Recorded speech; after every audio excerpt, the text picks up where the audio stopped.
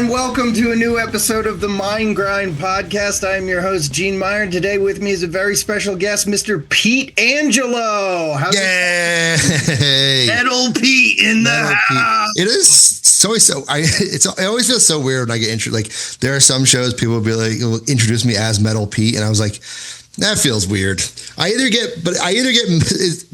weirdest part is I get introduced either as Metal Pete or Gay Pete. Well, it did cross my mind. I was like, should I say Metal Pete or Pete Angelo? And for this, I feel like I think you did the perfect way. Is Pete Angelo, and then Metal Pete, the moniker after. Yeah. Is Metal Pete obviously a stage name? For those who don't know, Pete is a comedian. I don't use like Metal Pete as a thing because it's like I don't think I'm known enough to like get that label, I guess. Some places do. Wrestling shows will maybe sometimes call me that. But I still like being just like, introduce me as a comic. Don't put that expectation that I'm just gonna like talk about metal music on stage. Yeah. Honestly, I'm probably not, because these people don't know me, nor do they probably know metal. Yes. No, I was talking to another comic the other day about intros and how important they are. And I hate when they're like, oh, he sings in a band. He's crazy. Because it's like, all right, now I have no choice but to be that guy. Yeah, for sure. They now made you that. My new intro that I want to be introduced as the reason Shia LaBeouf is afraid. Wait, he gave some interview where he said he's like afraid of gay people. He's afraid of big gay people. Oh, he's like, if I'm near three like big gay people, one touches me, like I freak out. Wow, thank you, Shia. Yeah. I always like. I've also had some people be like, yeah, well, because he says on an interview where he was like, be gay over there, don't be gay in my lap. I'm like. I hate that's always dudes like argument is like, just don't be gay near me. I'm like, that's bullshit. There are guys who I don't want touching me. Yeah. I don't freak the fuck out. Yeah. And start hitting them. I just go, oh no, thank you. Yeah. Like, it's not like oh, you're straight. Okay. Someone makes an advance at you, just say no. Yeah. Yeah. Go be straight somewhere else. Yeah. Don't be straight near me. Go the fuck out of here. So for those of you who don't know, Pete is a nationally touring comedian, big metalhead. You do those metal like album reviews. Yeah, I always try. I try to post on my socials about it as much as possible, because it's sort of the thing, because I feel like stand up has, especially when you're not a super well known person, has to be a little bit more of a broader brush. Yes. But my Instagram is like, this is mine. I can talk about what the fuck the things I want to talk about here. Yeah. So like and that's what I have fun talking about, and I feel passionate about. Like, plus, it's not my job. Like comedy, it's like, I have to look at comedy from a much like different angle. Yeah. Metal, I just get to kind of be like a fan and a dork and like nerd out about it. Exactly. Which is a nice thing to have. So speaking of nerding out, let's get to know you a little bit. What got you into metal? I think a big part of it was, funny enough, I think it was Tony Hawk Pro Skater 2. Yes. Was a big influence, all the punk and metal that was on it. And then I was also a teenager in the early 2000s. So like literally every movie soundtrack had, I was just looking at one for the movie The One, with that Jet Li movie. Oh, okay. And it's like it's just like a new metal soundtrack. Yeah. It just looked like 14-year-old me picked this. And so like, I obviously I went and like, I think we've talked about this. Like, yeah, I loved Limp Bizkit. I loved the first two Papa Roach albums, Korn, all that stuff. And then it was funny. I think it just, at a certain point, like I made a friend who was like, ooh, try this. And it's kind of, as I got older, the taste got slowly heavier. It was like, okay, here's some metalcore. There's like Killswitch Engage with some screaming in it. Yeah. Oh, here's Slipknot. Yeah. And then it's funny as I feel like a lot of people, they always say, like, oh, I used to listen to metal, but my taste got heavier as I got older, which is often, I feel like, backwards to a lot of people. They started off like young and angry, and I was like, I'm getting angrier as I get older. What the fuck? Yeah. So it's like, oh, now here's death metal and thrash, and like, oh, here's Slayer. It's gonna change your goddamn life. Yeah. Because Slayer was on Viva La Bam. I was like, oh yeah. How did I not find this? I didn't have like an older sibling to show it to me. Wow. Yeah, that's a lot of people say, oh, my older brother played in a band. Yeah. And my older brother, his favorite band is Dave Matthews. Yeah. It's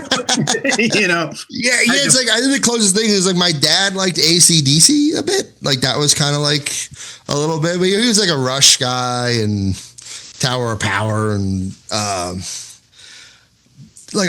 stuff that I like is good. Yeah. It's just not like, my dad wasn't like, here's Metallica. Like, yeah. So what were some of the pivotal bands of your youth? I would definitely say Slipknot. Mm-hmm. I think because I really specifically remember being like 8th grade, and I was on like AOL Music, and it would just automatically play another song in like the same genre, and I remember specifically when the Duality music video came up and everyone's like running into that house, and there's these masked freaks, and I was like, what the fuck? Yeah, this is the best shit ever. And it's funny because like, I don't listen to Slipknot much now anymore. It's like I almost consider it like easy listening, but like when you're in middle school and you hear that for the first time and you see them, you're like, all right, I'm in. This is the shit. Yeah. Also, it just makes me, whenever I think about that time in my life, or even like in high school, man, do I miss when I didn't know shit about the bands. Yeah. Oh, yeah. Oh, yeah. What a time when they were literally horror movie monsters. I remember like, God, I sound so old, but like you would buy the CD, you put it in the stereo, and you'd sit there and you just look at the lyric book. Yeah. And you'd be like, I wonder who these guys are. I wonder what they're like. And then you find out and you're like, I wish I didn't know. Yeah. Oh my God. And like, is them, I think Killswitch Engage was a big one for me, especially being from New England. Honestly, when I was younger, Papa Roach was a big deal to me. I loved Papa Roach when I was younger. Dude, that song, Last Resort. Yeah, exactly. Where they're in the like white room. Yeah. They're just going nuts. I'm trying to remember like the first time. I think I can't remember like the first time someone was like, here's Cannibal Corpse or something of that nature. I know I had a buddy of mine who like started giving me like Revocation CDs and Exodus and started turning me on to like stuff that just like wouldn't even know existed. I always feel shitty because honestly, if it wasn't for the internet, like I don't know where my musical taste would have gone, just because like if you don't have anyone like guiding you. Yeah. When you're younger, did you always you meet dudes who are like, yeah, I started listening to Slayer when I was 6. Yeah. I'm like, how? Yeah. That sounds awesome, but how? That seems impossible. Yeah. Just because you need like some weird harbinger of heavy metal to show it to you. Because like, I got into it more like later. So you always have that mindset. You're like, I'm a little bit, am I a poser? I got to it late. I was like, no, you got to it when you got to it. No. I mean, I didn't start listening to grindcore till I was like 19, 20. Yeah. I think that's when I started listening to like death metal. Like when I was more towards that age. Yeah. And with the more like extreme genres, like you got to get used to like the lesser heavier stuff so you could get more prepared for the more obscene type of shit. For sure. It's like I remember the bands I first started listening to sounded like like I remember the first time I heard Killswitch Engage, and I was like, "This is the heaviest thing I've ever heard." Yeah. Now I'm like, "Oh, I want something I can sing along to at karaoke." Yeah, exactly. So, when did you start going to shows?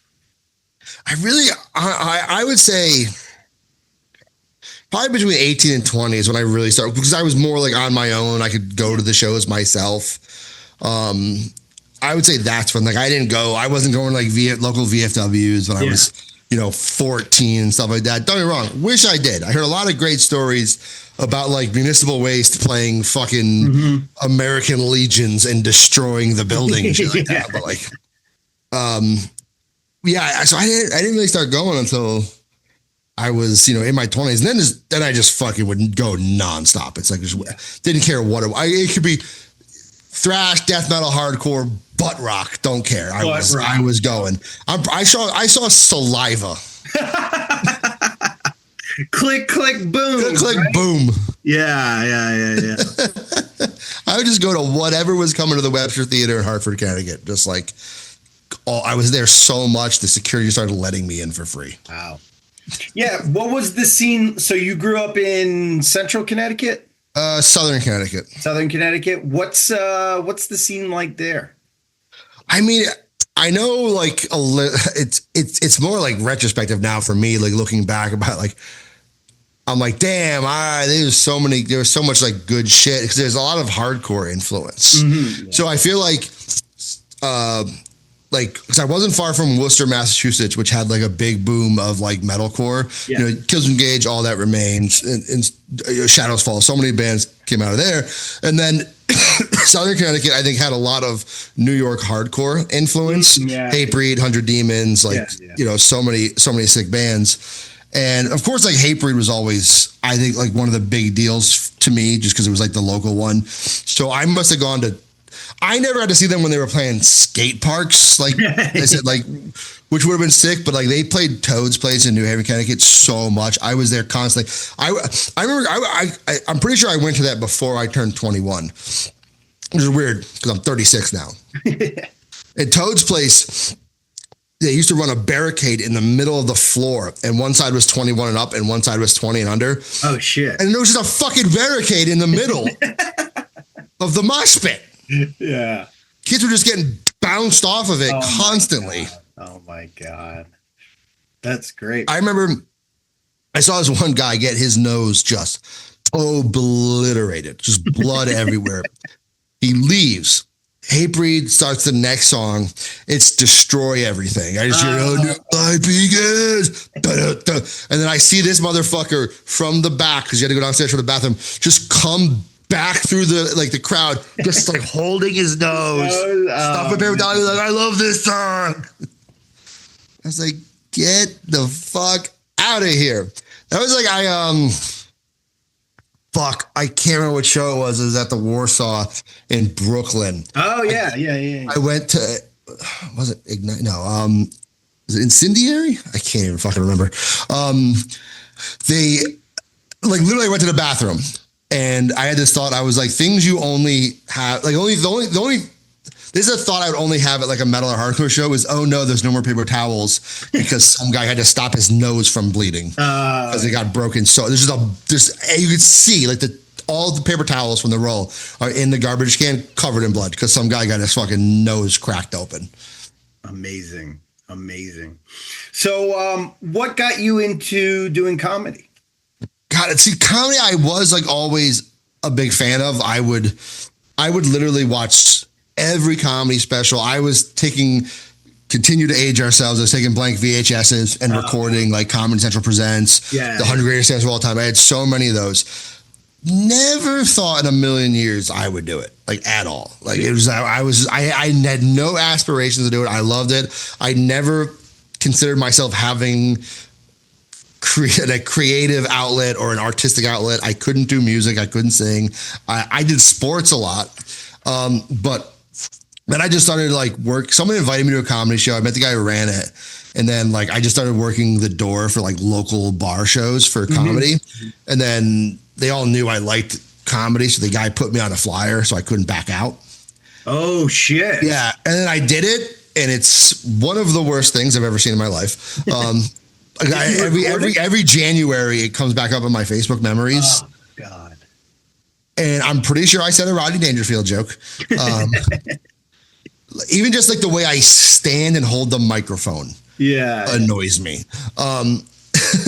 Did you? So the number one amateur move I see is when they forget to move the mic stand. No, we had a wireless mic, which I hate. Oh, I hate wireless mics. To this day, I do not like wireless mics. I'm like, what am I, in Hatebreed? Like, I'm not. yeah. Like, I don't need a wireless mic. It just doesn't feel right. Something about stand-up comedy, I'm like, I need a cord to keep touching and pulling away. Yeah. But like, I did good, whatever you consider good is dog shit, but people left. Yeah. Probably because it was like stolen hacky shit. I probably did. Yeah. I should have moved to Austin. No. And like, so then ever since then, I just kind of like kept, it's like one of those things you're like always chasing that same high. Yeah. And that same feeling of wanting to do it over and over. And then I just kept at it. There was never, I'm going to move to New York or I'm going to be a famous comic. I'm like, this is just a thing I do when I'm not working. Yeah. And so in your act, whatever your material, you talk a lot about metal. Honestly, I don't that much. There have been instances where I've gotten to because maybe who I'm opening up for, or it's like, oh, I'm opening for Don Jamieson or Jim Florentine, and there's a couple of metal t-shirts in the crowd they might know. But even then, I talk about it, and like the crowd still has no fucking idea who Sangwa Sigabog is. So like, I was thinking of that bit because you have a bit about them throwing the football into the audience. And what's funny about that story is the first time I saw them do that, I was with Tim, who I know you just had on from Fit for an Autopsy. Yeah. Like we became buddies and we both ran each other at their show, and he was telling me about it. And they know the football, and me and Tim were just standing there like, nah, I'm not doing that. And it's like, what's wild is I was like, you know what? I was hosting. I have a few minutes in between bring up the headliner. Jim was like, yeah, do some more material. I'm like, let me talk about this. Cause even if they don't know the band, I can paint a picture enough of the insanity of like metal shows. And then, but of course, like I posted, it went viral, and I became friends with the band, and now they let me throw the football. That's great. So I got to do it at the Hammerstein Ballroom, and I got to do it here at Mohawk, and then just watch people beat the shit out of each other. It was fucking great. What was so funny about when I posted that, how many people commented on it and was like, they didn't invent that. This hardcore band, I can't fucking remember the name of it. Like invented it back in. So I'm like, what do you want me to tell this fucking crowd about the history of murder ball? Yeah. Oh my God. Like Sangwa Sigabog never claimed they invented it. Yeah. Like, I'm sorry. Anytime someone does a fucking wall of death, we have to shout out sick of it all? Like, someone invented it. Now we're doing it. And then even on top of that, other people were like, oh, this, I think they said Ex Hoarder even invented it before that band. I'm like, yeah, it's throwing a ball into a crowd is not a new fucking thing. No one's claiming it is, but they're the band doing it right now. And they're the ones I saw do it.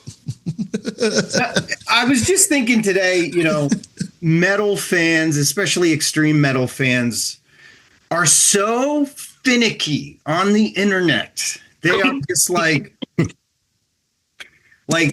and comedy fans are finicky, but like, oh no, that's the wrong subgenre. You're wrong about. I did my friend's podcast. It's a comic out of Massachusetts, comic Brandon. He has a podcast called Disturbing the Priest. Mm-hmm.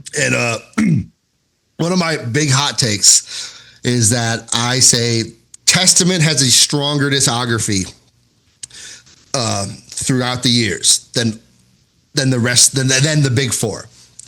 That the big four all have like a drop off point. Yeah. Or Testament may not have reached the same heights, but that they always stay strongest. I think the last 20 years. You would have thought I fucking said the most sacrilegious thing on fucking earth. They were just like, they commented like, this guy's on crack. What a fucking idiot. I was like, prove me wrong. You take the last 20 years of Anthrax, Metallica, Megadeth, and Slayer and put against the last 20 years of Testament and tell me whose albums are better. Yeah. Fucking suck my, he's like, people just keep saying like, well, they never reach the same heights. That's why they're not the big four. I'm like, I wasn't saying that, you fucking assholes. They just try to find like any like, they like try to read between the lines that's not there. Mm-hmm. And it happens so much. Because like, you know, like obviously metal's it's so weird, especially like the arguments about gatekeeping. Oh yeah. I feel so torn. About it because sometimes I'm like, maybe we do need gatekeeping. And granted, sometimes people take it like too far. I think there is a line because look, if you dislike a band, people think you're like an elitist asshole. But like what if I like other bands that are similar to them? No one thinks about that. Because like, okay, if you hate Sleep Token, you're just like an asshole prick, apparently. Like you can't just dislike Sleep Token. I don't like them. It's not because people are like, oh, you don't like was on heavy? No, I listen to plenty of shit that is not that heavy. Yeah. I just think it's better. Like I just went and saw this band Idola, who's like very like techie, you know, melodic. Man, I fucked some people up in that pit though. Yeah, hell yeah, you did. But like, it's like, I just think it just doesn't, it's just like kind of like generic. But at the same time, I don't want to be like, I hate this because they have a gimmick or something like that. Yeah. Like that band President, everyone's like, they're industry plants. I'm like, either way, I don't think they're good. Yeah. It is weird. There's like reverse gatekeeping where it's like, you have to like this band. Yeah. And if you don't, you're like an elitist piece of shit. Yeah. And I'm like, all right, well, then, you know, I do think too, like part of having opinions on music is just owning them, you know, like, yeah, I can dislike a band and you can like, one time me and my guitar player were coming back from Baltimore and I said, I didn't like this one band, this power violence band. And he was like, stop the car. He got out on the highway and had to walk around. And I was like, I just don't like them. Sorry.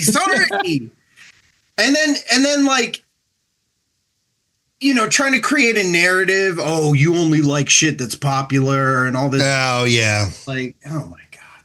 It's such a weird, it's what's so funny is how like one opinion you could be told you only like something that's popular, whatever. And then literally same breath, you could have another opinion and they're like, you're an elitist. Yeah. I'm like, how can I be both? Yeah. So switching things up, as you know, this is a mental health podcast, part of the, you know, appeal or whatever. So, and I ask this of everyone who's on, what does mental health mean to you? Does it influence your art at all? What do you do to take care of yourself? God, I try to, I think because especially having to, my mental health has been weird lately. Just because like trying to churn out content, focus, like doing so many things, trying to balance so many, like being my own booker, editor, filmer, like all that stuff. And it's like, I try to find things, not only things to do outside of like content, but if I'm doing content that'll make me feel, just not worrying about if it's going to get views, just being happy to talk about something that I like.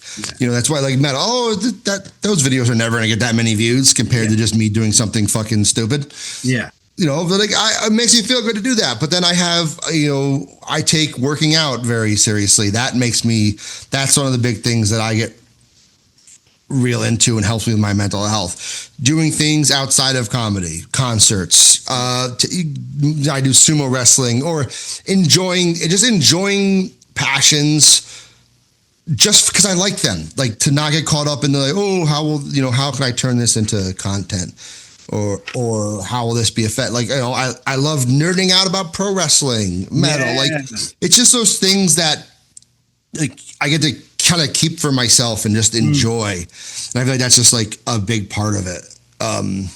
Just doing things that I enjoy just for the sake of that I enjoy them and not letting those fall by the wayside. Giving myself breaks, like giving myself being excited for things that normally maybe wouldn't be excited. Like literally being like, oh, I have nothing going on tonight.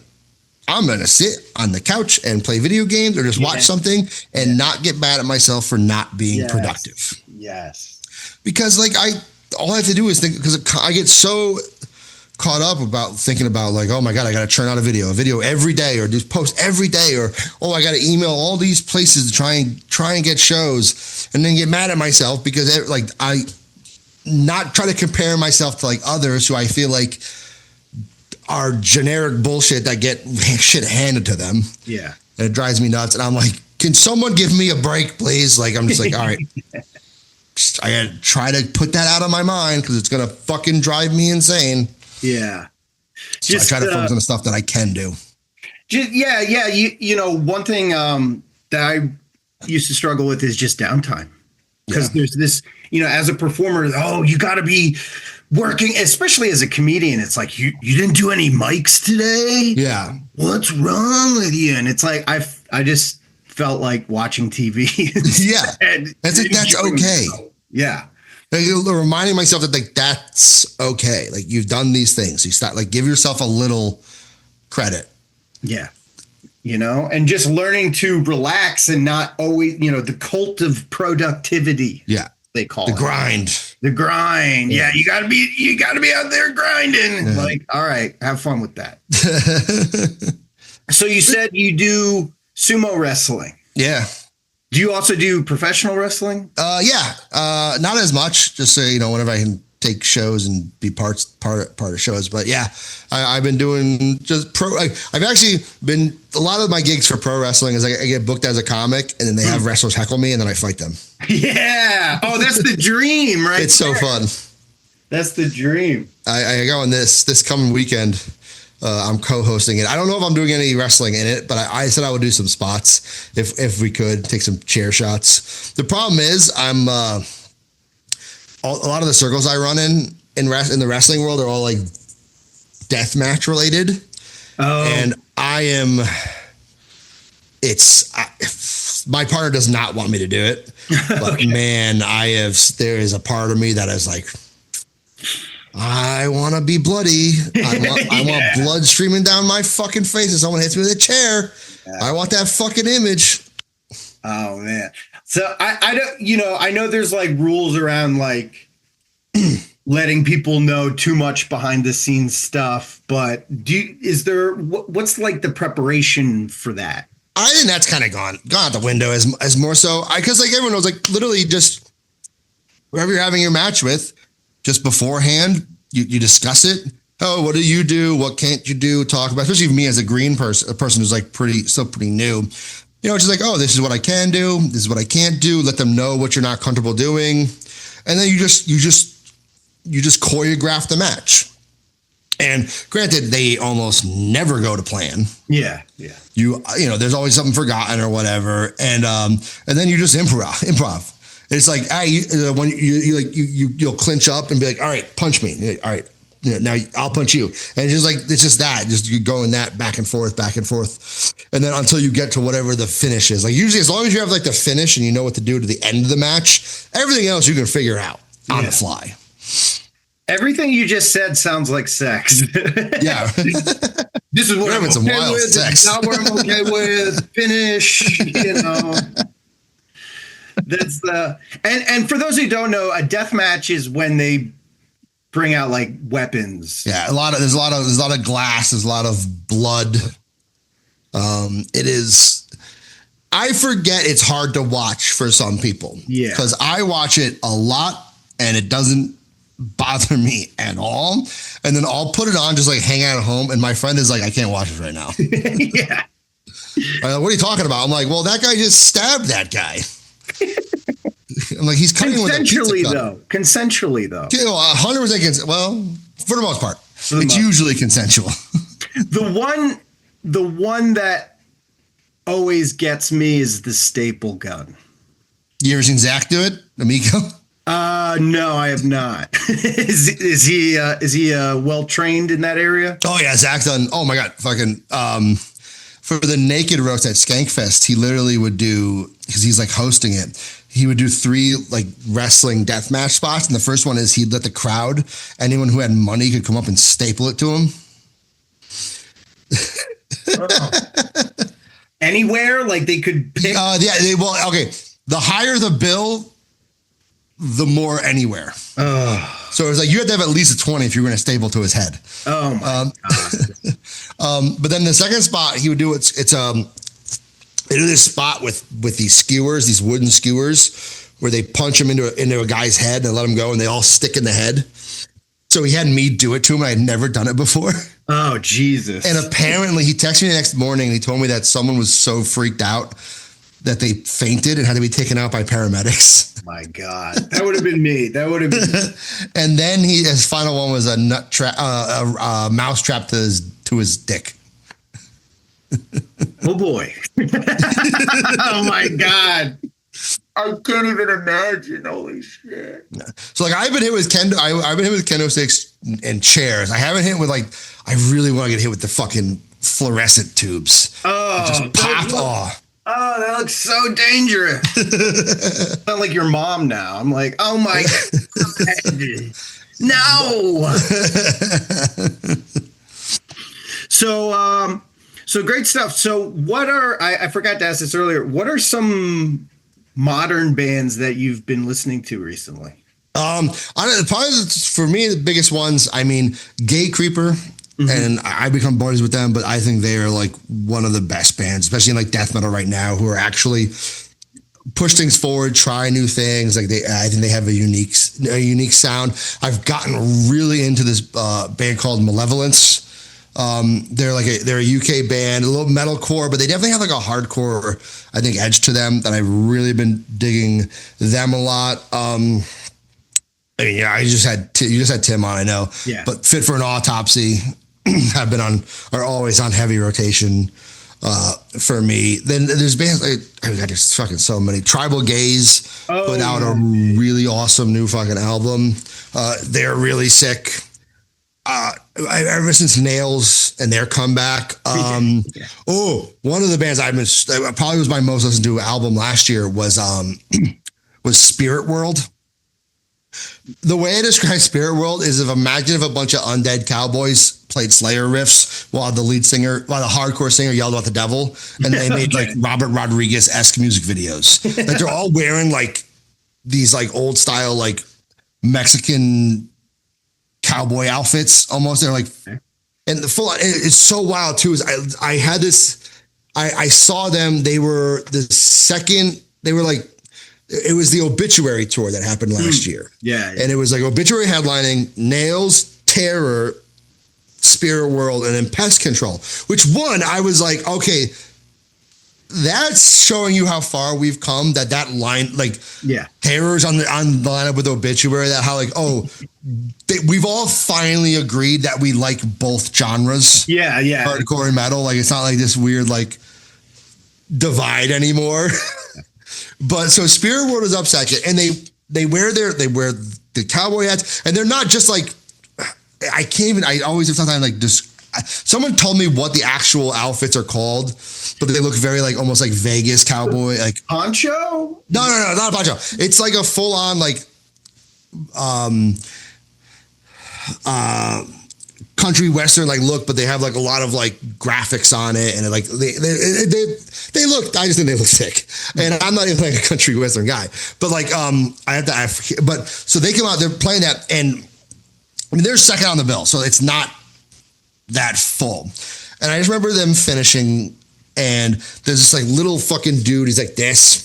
It's like he said I can't believe they dress like that, being the second band on the bill. He said they're making a mockery of music, and I'm like, we're at an Obituary show. What the fuck are you talking about? At least they fucking tried something different. Like, what do you want us all to wear? Just camo pants and a camo hat? Which yes, I was wearing, but at least least they fucking went for something different. Yeah. Like they mix like kind of like country wet. Not I wouldn't say they go like full country western, but they have that like old school kind of country like tinge. Like their songs will have like interludes with like steel guitar and like those slide guitars. But yeah, I've been like super obsessed with them. Nice. Well, it's still early in the year, technically, when we're recording this at least. What do you got going on this year?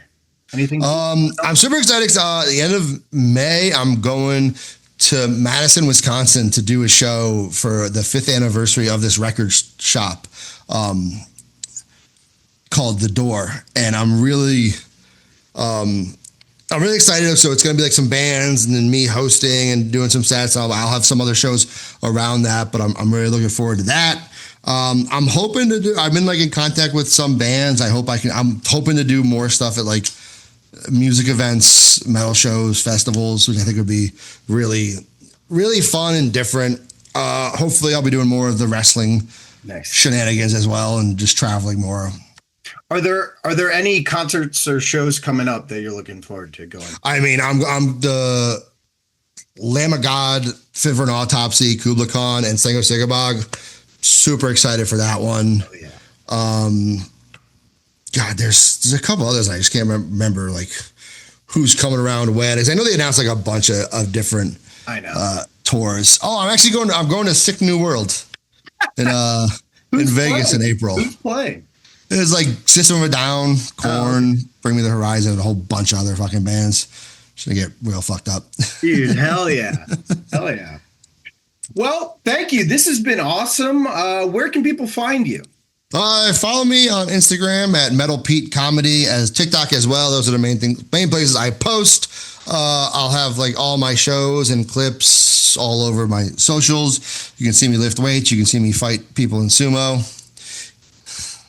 That's where to find me. Yeah. All right. Well, Metal Pete Angelo. Is your full name Peter?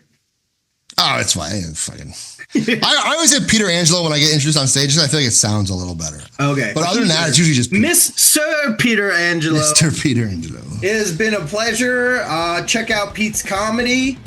And thanks for supporting the podcast. Thanks for having me, buddy. Take care.